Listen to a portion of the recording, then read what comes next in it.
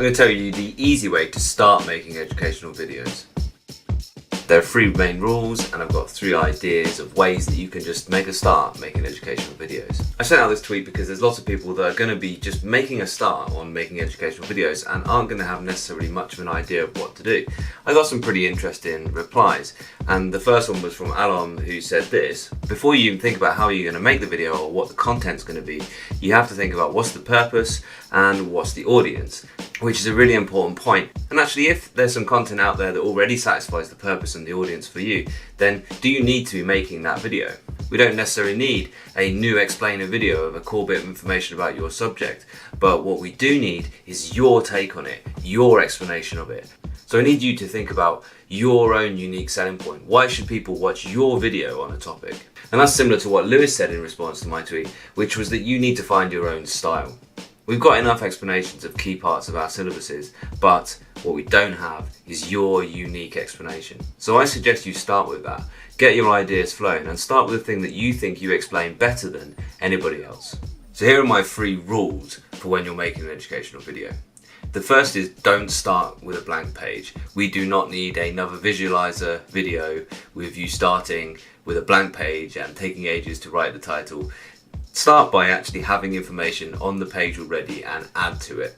Go after the ums and ers. Actually stop and re-record bits if you've ummed and erred your way through it and it's not a really coherent or confident explanation of what you're trying to get across. You can correct a lot of that stuff through editing, but the more you get right as you're filming, the easier the editing is going to be later. And do some editing. Don't just upload the video as it is, warts and all. Use those existing PowerPoint skills, and I think you're going to like idea number 3, which is how you can make an educational video entirely within PowerPoint. Sound is one of the most important things, so talk as if you're talking to your classroom. They're listening attentively, let's say, but you still need to use your classroom oration voice when you're talking to a camera. And try to be aware of the speed that you're going, try to be aware of the pace that you're going. Don't speed up loads and definitely don't slow down so it's so boring, because remember, you do not have a captive audience. They will just click away. Make sure you know where whatever microphone is that you're using. If you're using your laptop, it's normally found up by the webcam. If you're using a phone, then it'll be on the base of it probably. Try out and see what works best with sound. It is really important to get it right. Usually the best idea is to have the microphone as close as possible to your mouth, so even using something like a set of headphones which has a microphone built in might be the best solution for you. So the 3 rules, let's just recap them. Don't start with a blank page, whatever you're doing. Record in chunks and go after the ums and ers, and do at least some editing afterwards. So the 3 ideas that I have of ways you can just get started straight away with minimal effort. The 3 ideas are to use a visualizer. I have a visualizer just here, just to talk over a screen, like maybe using your iPad screen, or to actually go ahead and use PowerPoint, which I think is a really excellent solution for teachers. And spoiler alert, I think the easiest solution for teachers is to use PowerPoint, which is coming at the end of the video, so make sure you stay tuned for that. This is how to use the visualizer. You can see I've got this really horrible shadow on here. So this is with just the ordinary light. So a really important idea in how to use a visualizer is to make sure you have lots of light. You can see I've got this really harsh light here, so the more light, the better.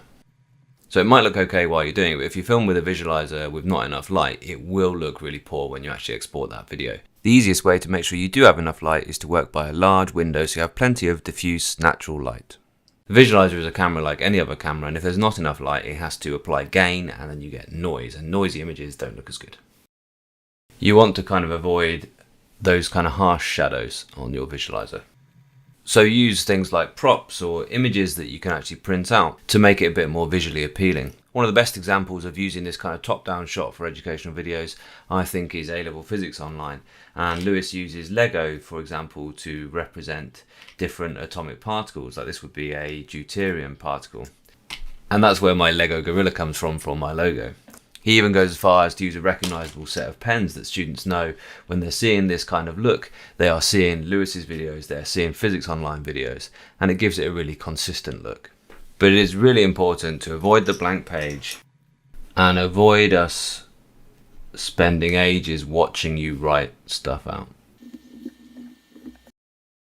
If you have one, then talking over a screen on something like an iPad or any tablet is a really good way to actually make an educational video. Try and find the pen that actually goes with whatever tablet is that you're using. There are loads of free screen recording apps that you can use. Just try out and see what works for yours.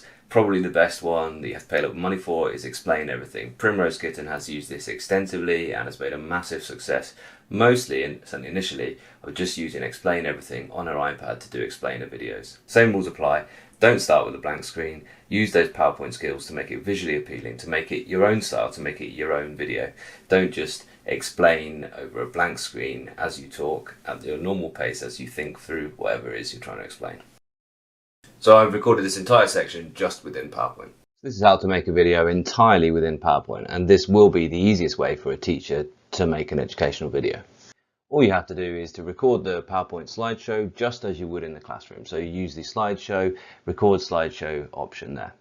Do it exactly as you would in the classroom, talk as you would in the classroom, talk to the microphone, which is probably up there by the webcam. The record button's in the top left of the screen, and in the bottom right there is a mic symbol. Make sure the mic is on. You can have the webcam on or off, it's entirely up to you, and you can move that video around or delete that video later and still keep the narration. Essentially it's recording the timings of you moving the slides on and the timings of you stopping and starting any animations. You can even use the pen annotations and it will play the annotations over just as you made them, or any animations that you've put in the PowerPoint just as you normally would. This is the screen that you see as you are recording the video. You can stop and you can re-record just that slide if you like, or you can start the whole thing again. The advantages of using this as a teacher are that you probably have a lot of PowerPoints that you already have and you use in your lessons that you could just record. You're probably quite used to editing PowerPoint, so you probably don't have to learn a whole lot of new skills to actually make a very good educational video on PowerPoint. And you'll be used to the way the menus and everything works. You can practice and record each slide as many times as you like. And you can add in other slides to the video at any point, and it doesn't delete the other recordings on the other slides. So it's like a really, really simple and straightforward video editor that you already probably know how to use. Just remember that there is a slight delay as you move a slide on, so it might be the best thing to do just to actually record each slide individually. The last thing to do is to click File and Export. You export, you click Create a Video, you want to use the full HD settings, and then you click Use Recorded Timings and Narrations.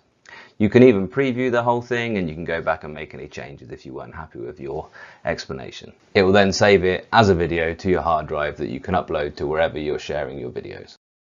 If you are looking for a bit more of a pro look, then I will do a video a bit later on how you can actually make a YouTube channel and how you can get a bit more of a high production value. But this video is just about getting that flow right and getting a video that you can be really satisfied and that your students will learn from. And one of the most important replies to my tweet was this one, which is actually just a really nice point that it's a really enjoyable experience to make videos. So whatever you're doing, relax and just try and enjoy it. The video will be better and it will come across more if you do actually enjoy what you're doing.